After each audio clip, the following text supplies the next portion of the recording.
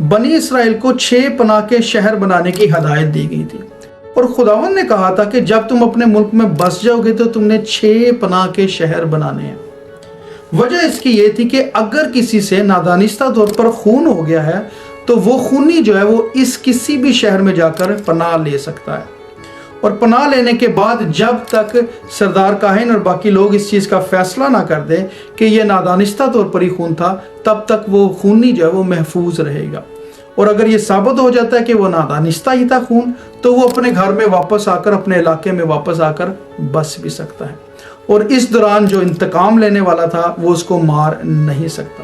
ایک پناہ کا خداوند نے خوبصورت انتظام قائم کیا تھا بنی اسرائیل میں، تاکہ انسان غضب میں، جوش میں اس کو ہلاک نہ کر دے۔ یہ تھا انسانوں کے مطابق، لیکن جب ہم خداوند میں دیکھتے ہیں، یہوہ خدا کو دیکھتے ہیں، تو حالانکہ خداوند اتنے غضب نازل کرنے والے خدا بھی ہیں،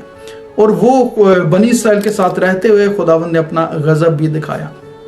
لیکن جب کسی سے بڑا گناہ بھی ہوا تو خداوند خدا نے، یہوہ خدا نے وہ معاف تک کر دیا۔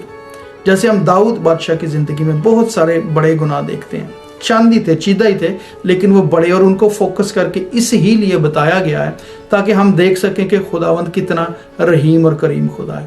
بیت سبا کے معاملے میں بڑا گناہ ہوا، ہتی اوریا کا خون کروایا انہوں نے، بڑا گناہ ہوا، انہوں نے مردم شماری کروائی، بڑا گناہ ہوا، لیکن خداوند نے ان کو معاف کر دیا، کیونکہ داؤد بادشاہ یہ کہتے تھے کہ خداوند میرا قلعہ ہے، وہ میرا محکم برج ہے، وہ میری پناہ ہے، میں اس میں بھاگ جاؤں گا اور اس میں آرام پاؤں گا۔ خداوند سے جب آرام انہوں نے مانگا، معافی مانگی، خداوند نے ان کو معاف کیا۔ اور کیا آپ جانتے ہیں کہ آج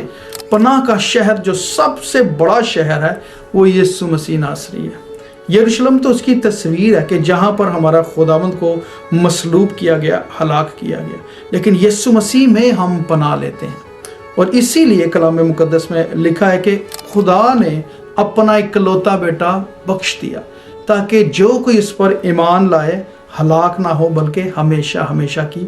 زندگی پائے۔ اگر آپ یسوع مسیح میں ہیں تو آپ دانستہ طور پر بھی اور نادانستہ طور پر بھی، اگر کوئی غلطی گناہ ہوا ہے